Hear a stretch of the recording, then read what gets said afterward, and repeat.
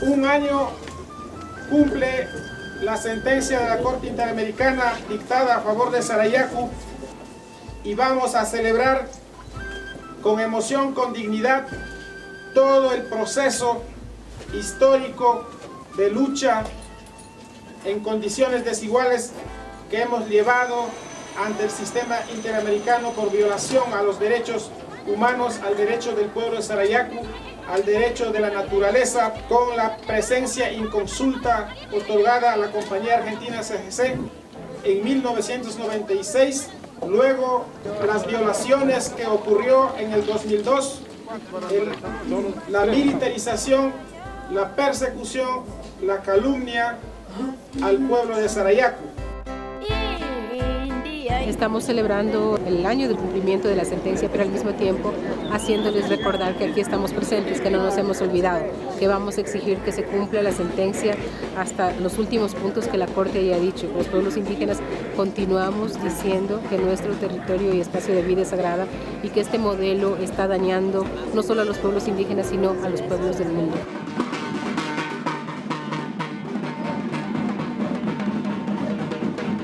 ¡Viva Sarayaku! ¡Que viva!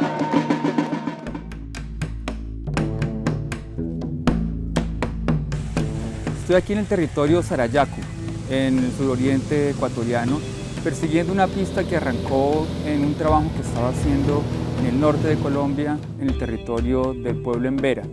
Aquí hemos llegado después de 5 horas en auto desde Quito a Puyo, y desde Puyo se toma o bien una canoa o bien, como decimos nosotros, una avioneta, 20-25 minutos, que se interna en la selva amazónica hasta llegar al territorio Sarayaku, donde nos encontramos en este momento.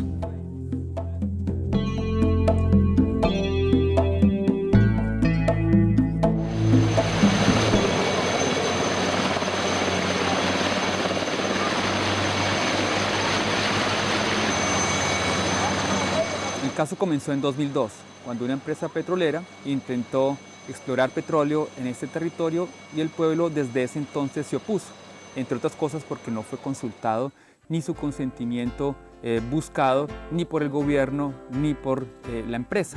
Desde ese entonces el pueblo ha llevado su caso ante la Comisión Interamericana de Derechos Humanos, inicialmente en el 2003, con la ayuda de SEGIL, una ONG basada en Washington, y de abogados ecuatorianos. Mi nombre es Mario Melo, soy abogado del pueblo quichua de Sarayaku.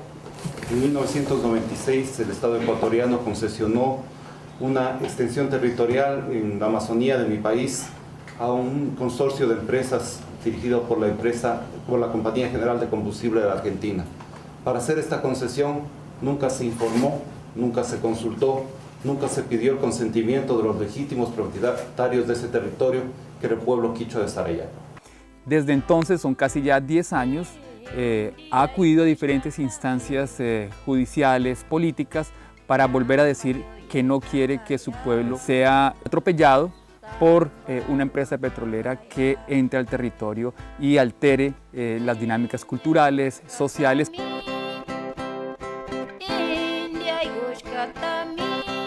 Primero nos presentamos como pueblo de Sarayaku, explicamos la arremetida de la compañía petrolera, la incursión de las Fuerzas Armadas, la amenaza que existía hacia el pueblo de Sarayaku, la persecución y la calumnia a los dirigentes, y solicitábamos el apoyo y la protección de la Comisión Interamericana de Derechos Humanos. Sarayaku, aguantando toda esa situación, hemos tenido que decir basta ya. La lucha de Sarayaku ha sido desde muchos años atrás, pero se ha hecho más visible es en el año 2003 en adelante.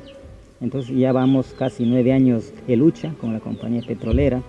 Eso ha significado para nosotros hacer demandas a nivel provincial, nacional, internacional.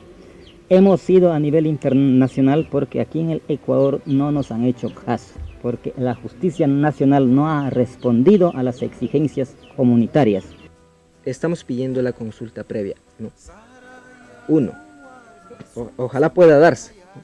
Aunque el Estado ecuatoriano no quiere que se dé un dictamen de ese nivel, que se reconozca la consulta previa, pero dentro de la sentencia esperamos recuperar primeramente la paz, la tranquilidad que nosotros llevamos antes del ingreso, y que el Estado ecuatoriano como responsable pueda remediar todos los impactos que se dio en ese momento, ¿no? Por ejemplo, ahorita tenemos los explosivos todavía dentro, algunos explosivos sembrados. Pero las violaciones que se han cometido, por ejemplo, todavía tenemos casi 1,5 toneladas de explosivos enterrados en territorio de Sarayaco. La Corte había sido muy clara cuando dispuso al Estado de Ecuador que esos explosivos sean retirados inmediatamente. Hasta ahora no se ha cumplido. Esa orden lo dio a través de las medidas provisionales.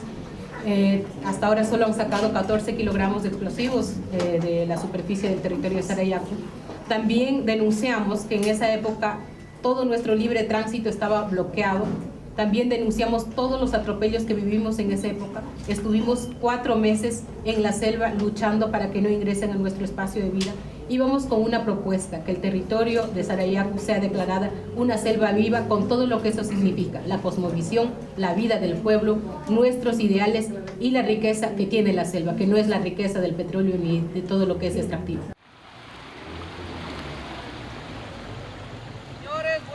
Tengan la bondad de bajarse y salen a pie hasta que la canoa cruce. Tengan la bondad, por favor. Okay. Se bajan, cruzan por aquí y la canoa les recibe más rapidito. Tengan la bondad. Por favor. Los varones por acá, por favor, vengan a unirse los varones por acá. Tengan la bondad. Las señoras por acá. Buenos días, señora. Buenos días. A ver, Ya, lo recibió después al último a mí. Sarayaco fue bloqueado literalmente. No podíamos transitar por el río. Había el bloqueo de los militares hacia el sur y el bloqueo de las comunidades hacia el norte. Estábamos ahí, en medio de la selva, bloqueados por las mismas comunidades y los militares bajo todos los tentáculos de la empresa que estaba moviendo toda su fuerza. En ese sentido, el Centro de Derechos Económicos y Sociales, que en ese momento era SEDES, contaba con abogados que ya habían tenido un proceso en la OIT con los compañeros Schwartz. Llamábamos a ellos, contactamos con ellos, pedíamos auxilios a todos los que podían ayudarnos y así tuvimos los primeros contactos con las organizaciones. En todo este proceso hubo compañeros que fueron torturados, cada familia, cada persona, cada joven que es ahora, que en ese tiempo fue niño, debe tener los relatos muy personales de todo el sufrimiento que vivieron en esa época. A los 3 compañeros los secuestraron en la selva. Le ponieron bombas lacrimógenos y llevaron secuestrado y le ponieron ahí en el suelo llenos de hormigas, así, digamos, como un tipo de hormigas de candelilla, familia candelilla. Le ponieron ahí, le pusieron como digamos, un par de horas y sufrieron. El paso libre, ¿por qué están revisando? Ve que son mujeres. Orden de revisar la canoa. ¿Y por qué? No les vamos a tocar a la señora. ¿Y por qué justamente están revisando en Molino? ¿Por qué no pueden revisar en Sarayaco y por qué no pueden revisar en Canelos? No nos pueden dar a nosotros las órdenes, lo que nuestro trabajo es nuestro Pero trabajo. este paso siempre ha sido libre, se dice que siempre ha sido libre. Está libre, Sí, entonces, está libre. ¿y Solo es una revista, nada más. ¿Esa cadena qué significa? Es un control. No sabe. ¿Y por qué justamente hay un control en Molino? Este control parece más parcialista. Hemos estado planteando diplomáticamente que no vamos a permitir el ingreso de petrolera en el territorio Sarayaco. Y tengo documentos donde que el señor gobernador ha venido a nuestra comunidad, a Sarayaco, que esta vía tiene que ser libre de navegación. Ahora en este momento ustedes empiezan a controlar todo. ¿Cuándo nosotros qué arma vamos a cargar? ¿Por qué tienen esa idea en su mente metido de las mentiras? Mire, el consentimiento con derecho a que sea vinculante era la propuesta del movimiento indígena, pero los poderes fácticos del Estado tuvieron toda la avalancha de su poderío para que no sea vinculante y por lo tanto en la asamblea, el articulado que entró en el 2008 es solo consulta previa. Pero para los pueblos indígenas y para la CONAIE, especialmente para quienes hemos emprendido ese camino de que nuestros derechos sean respetados, la consulta tiene que ser vinculante. No podemos aceptar un Estado que pregunte si quiere ser violado y luego cuando nosotros digamos no, nos siga violando. en la consulta, aunque no quieran, pues la compañía puede entrar. Por eso lo que estamos proponiendo es que la consulta sea vinculante, que sea con nuestro consentimiento, que digamos pensando bien que no queremos a la compañía petrolera y que eso se respete. Eso es lo que estamos buscando. Que dentro de la consulta el pueblo de Sarayaku pueda dar el consentimiento. En realidad, Sarayaku, lo que está pasando aquí es solo una muestra de lo que está pasando en varios lugares de América Latina y del mundo. A medida que la demanda de China, India y otros países por metales, por petróleo se ha aumentado, ha habido una expansión de la frontera económica hacia los territorios donde fueron históricamente empujados los pueblos indígenas. En este sentido, este documental es parte realmente de una serie de visitas a otros lugares donde está sucediendo algo similar. Ya hemos estado en la represa de Urrá en Colombia, en la represa de Belomonte en la Amazonia brasilera, y si algunos visitaran muchos otros lugares de las fronteras económicas de América Latina, por ejemplo lo que está pasando en Perú, en la mina de Conga de oro, o lo que está sucediendo en el oriente colombiano y el occidente venezolano, con las minas de coltán, se encontraría con casos similares en los que los pueblos indígenas están siendo presionados para permitir la exploración de petróleo o de minerales o de agua en sus territorios de una manera inconsulta, es decir, violando su derecho a ser consultados y a dar su consentimiento a este tipo de exploración que afecta a su territorio y su cultura. Ha sido un año en el que hemos venido insistiendo en el cumplimiento de todas las medidas dictadas por la Corte Interamericana. Algunas de las medidas han sido cumplidas por parte del Estado ecuatoriano, pero aquellas medidas que se refieren a los temas de fondo, a los más importantes, todavía están pendientes. Fundamentalmente lo que tiene que ver con la regulación del ejercicio del derecho a la consulta en consenso con los pueblos indígenas, como manda la Corte Interamericana. Sobre eso no se ha avanzado, todo lo contrario, ha habido algunos procesos de consulta vinculados con nuevas rondas petroleras en los cuales no se han observado los estándares establecidos por la Corte Interamericana y que por lo tanto son procesos que están reñidos con el derecho internacional de los derechos humanos. Tanto en la Comisión como en la Corte han sido 9 años de litigio del caso en los que han pasado muchas cosas, pero siempre creo que hemos ido logrando los objetivos que nos íbamos marcando. El caso Sarayaku es un caso sin precedentes en Ecuador, que ha servido para el movimiento indígena en replicar a otras nacionalidades y pueblos indígenas en la lucha contra los distintos sistemas de empoderamiento de nuestros territorios y de la violación de los derechos. Haciendo una historia, Ecuador lleva más de 40 años de la vida petrolera en el país. Y el petróleo se saca de la Amazonía. La mayor parte se ha sacado de sucumbíos. Pero no hemos visto realmente ese dinero. ¿Dónde está? Se lo llevan las empresas petroleras. No se queda aquí el dinero en Ecuador. No sabemos a dónde también irá a nivel internacional. Los ricos se hacen más ricos y los dueños de tierra nos volvemos pobres. Somos un pueblo empobrecido porque nos han robado la riqueza y no comparten y no llega a las comunidades para nada. Una y la otra es que lo más fundamental, no se puede comprar con el petróleo la vida, la dignidad, la identidad de un pueblo que quiere vivir con su propia cultura y aportar hacia la sociedad occidental. Nuestra forma de vida es la riqueza cultural. Eso cuesta más que cualquier petróleo, más que cualquier dinero. ¿Por qué decidieron ustedes internacionalizar el caso Sarayaku? Bueno, el caso Sarayaku, como son reglas internas en el Ecuador, ha tenido todo su proceso. Se ha presentado a nivel del país, a nivel provincial y a nivel nacional. Pero como la justicia está ligada a las corrupciones, en Ecuador nunca tuvimos un precedente que dé razón a la demanda que nosotros hicimos. Eso hizo pensar, bueno, si aquí no nos dan la razón, ¿dónde más tenemos que acudir? Y por lo cual hemos buscado los espacios necesarios y los mecanismos donde que se podía presentar una demanda por violación de derechos humanos. Nosotros presentamos este caso en la Comisión Interamericana a nivel internacional como parte de la OEA porque en el Ecuador la justicia estaba corrupta. ¿Y qué responden ustedes a quienes dicen que ustedes están obstaculizando el desarrollo económico y se están apropiando de recursos de todos los ecuatorianos? Bueno, todos somos ecuatorianos y nosotros no estamos yendo a invadir Guayaquil diciendo que es de todos los ecuatorianos. los bienes patrimoniales corresponden a todos los ecuatorianos, pero cada uno tenemos el derecho a la propiedad.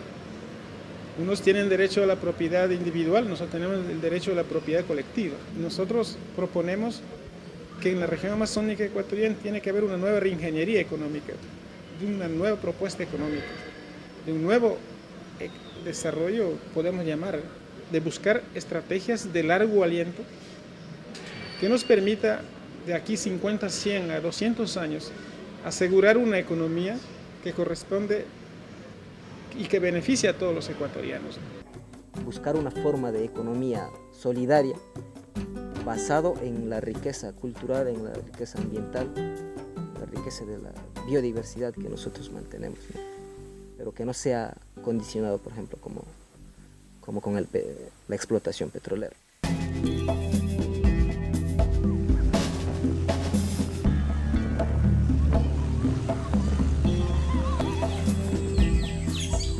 ¿Qué efectos ha tenido la exploración petrolera en el territorio quichua y además más ampliamente en el territorio amazónico? Bueno, en el territorio amazónico, iniciando desde los años 70 ya, hemos tenido que enfrentar serios problemas en el norte, en la provincia de Sucumbíos, en la provincia del Napo, actualmente nueva provincia que es La Orellana. Pues allá las empresas petroleras han entrado sin medir las causas que podrían haber causado en lo futuro, ¿no? O sea, con los problemas. Y simplemente entraron, destruyeron sin ninguna planificación, ¿no? El impacto que ha causado en los pueblos indígenas es tremendamente. El impacto social, el impacto cultural, económico, organizativo y fundamentalmente el ambiental, ¿no? El ambiental territorial, las aguas contaminadas, todo eso no es lo mismo que hablar de hace unos 40, 50 años atrás, todo lo que es el territorio nuestro, ¿no? ¿Qué más quieren explotar al monte? El compañero, no queremos. Estudiamos aquí, Causa Oaxaca, hay muchas plantas medicinales. Ese árboles todos, ese quedan débil, bien débil quedan, porque ¡pam!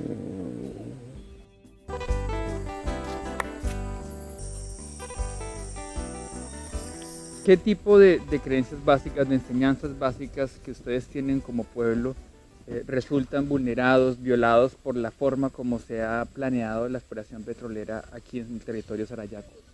Nosotros en Quichua decimos Sacharunayache, donde que la sabiduría en sí está en la selva, de los microorganismos hasta los macroorganismos. En la selva siempre están presentes los seres vivos, tanto los seres vivos y los seres inertes.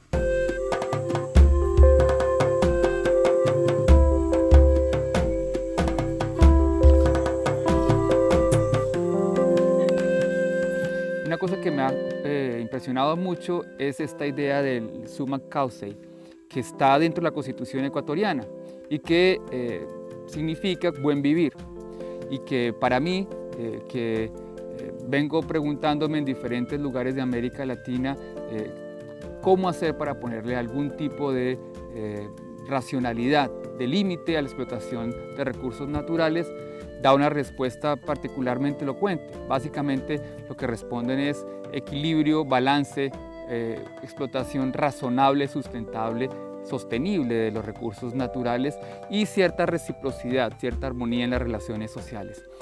Ese concepto, que como dije está dentro de la Constitución ecuatoriana, creo yo que no solamente ofrece una respuesta promisoria para la pregunta sobre qué es desarrollo sostenible, que estuvo por ejemplo en la mesa en Río +20, en la conferencia de Río +20, sino también está dentro de los debates centrales del derecho contemporáneo.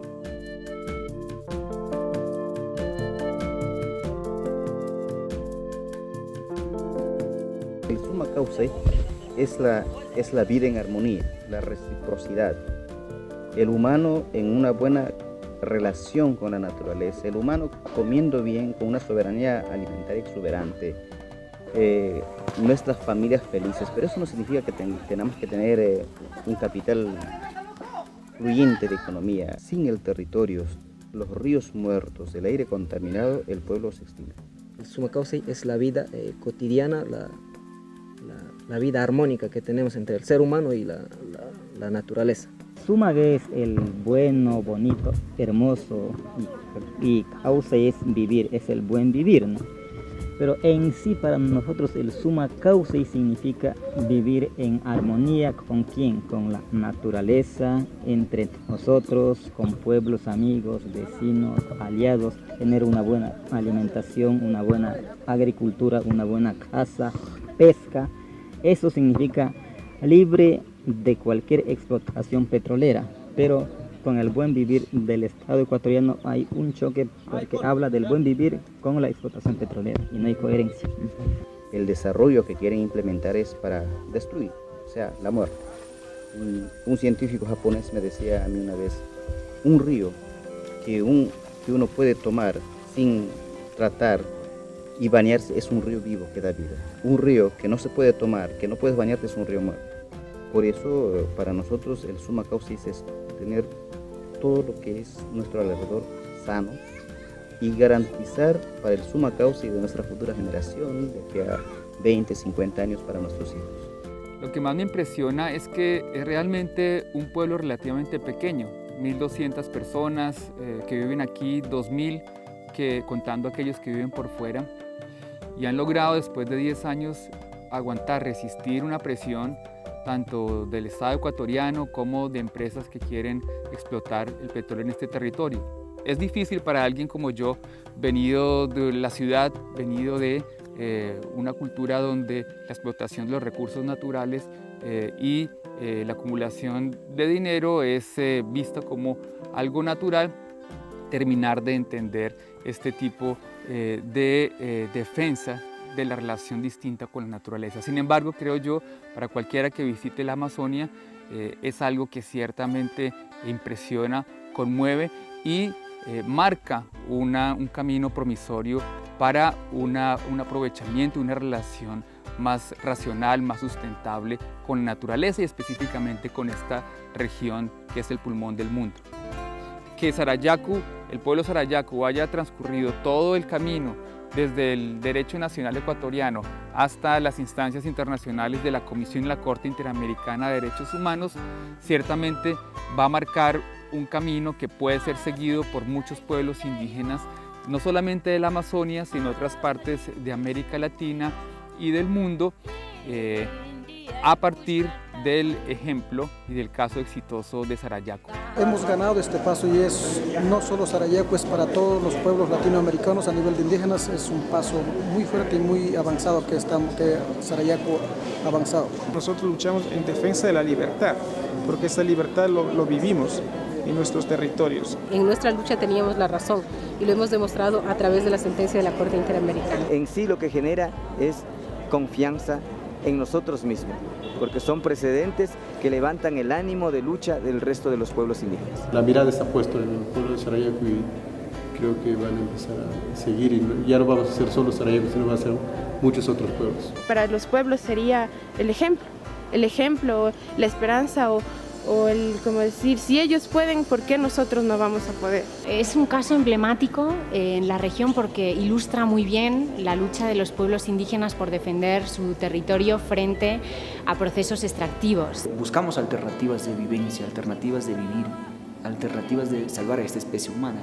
Y al fin han logrado un éxito que es un éxito importante para ellos, pero también para todos los pueblos de las Américas. Compañeros, sean siempre fuertes, porque es nuestro, donde hemos vivido siempre, donde nos han dejado nuestros abuelos y tenemos que conservarlo sano.